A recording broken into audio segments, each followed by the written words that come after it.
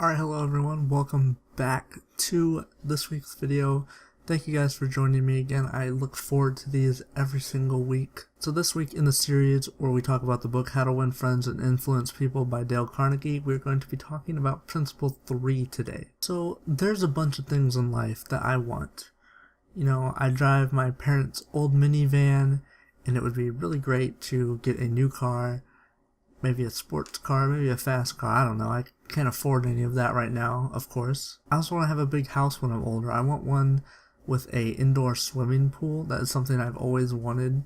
Or just a pool. I've always wanted a pool. And I also want to live somewhere warm, maybe Florida because that's close to Disney.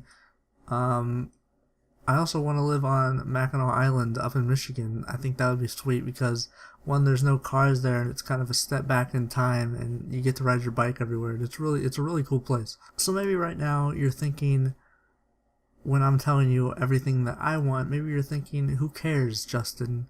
I don't care what you want. And if you are thinking that, I'm glad because that's normal. Dale Carnegie says that talking about what I want is childish. Only I'm internally interested in it and no one else is. And even you are just like me, we only care about what we want. So the story Dale Carnegie talks about is he used to go fishing, and he loves strawberries and cream. That is one thing he loves for a dessert or for a snack. And so when he went fishing, he found out that fish prefer worms to eat. So when he would go fishing, he didn't think about what he wanted, he thought about what the fish wanted. When he went fishing, he didn't put strawberries and cream on the hook because the fish doesn't want that and the fish won't bite. Instead, he dangled a worm on the hook and said to the fish, "Wouldn't you like to have this instead?" So why don't we use that same logic when we're fishing for people? So Andrew Carnegie, not Dale Carnegie, who started to work at 2 cents an hour and finally gave away $365 million. And he learned early in his life that the only way to influence someone is to always talk in terms of what they want. So Andrew Carnegie has a sister-in-law who was worried sick over her 2 boys who were attending Yale. They were so busy that they would never answer their mom's letters or ever care to write back. Andrew Carnegie bet $100 that he could get an answer by return mail from the boys. So he wrote both boys a letter, mentioning casually in a postscript that he was sending each a $5 bill, but he forgot to enclose the money on purpose. And sure enough, a little later, replies from both boys came back, thanking Uncle Andrew for the kind note, and I'm sure you can guess why they really wrote back. Probably because the $5 wasn't in there, and they were probably wondering where it went. But it worked. He got a return letter from them. So next time, before you try and persuade somebody to do something, pause and ask yourself this: how can I make this person want to do it? If we can just do this little simple step and take a second to ask ourselves that question, it'll stop the whole situation from turning into what we want. We need to really put ourselves in their shoes and see things from their point of view. And that's actually what Dale Carnegie says is the main point that he wants you to take away from this book.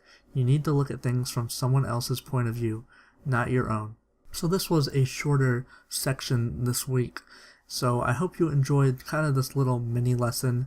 The book, of course, goes into more detail about this chapter, but I don't want to share all the stories with you because it is fun to read it as well. So hopefully you guys enjoyed the first section of this book.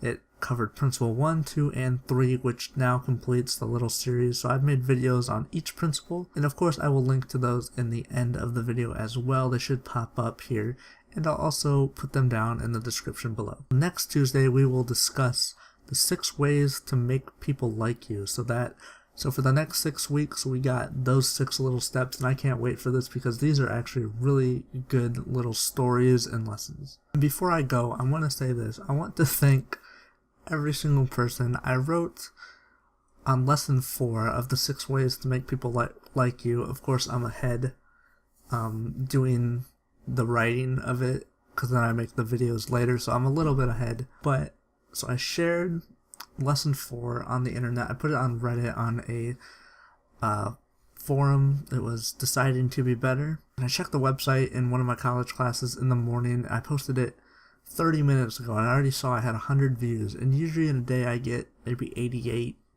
90 if I'm lucky. If I'm lucky, I'll usually get, if I actually am really lucky, I'll get over 100 views. So for 30 minutes, I already had the whole day's views and I was so excited. And so then when I got home, I checked it again, and I was up to 300.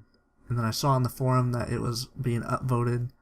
And then at the end of the day, we got over 1,000 page views that day.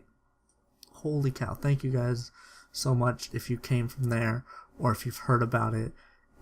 It was amazing. 1,000 page views in a day. So right now we are so close to 7,000 total views, and that blows my mind. We've been doing this for about 3 months and we're already up to 7,000 views. I think that's really good. So I want to end with this. It's because of you guys that gives me the chance to do this, and I look forward to it every Tuesday when these videos go up and every Thursday when the articles go up. It gives me something to look forward to. I really love it. I honestly do. So hopefully those other videos start popping up, because now this is the end of the video. As always, stuff is in the description as well, and feel free to follow me on Facebook, Twitter, and I cannot wait to see you guys next Tuesday. So thank you guys again, and I'll see you later.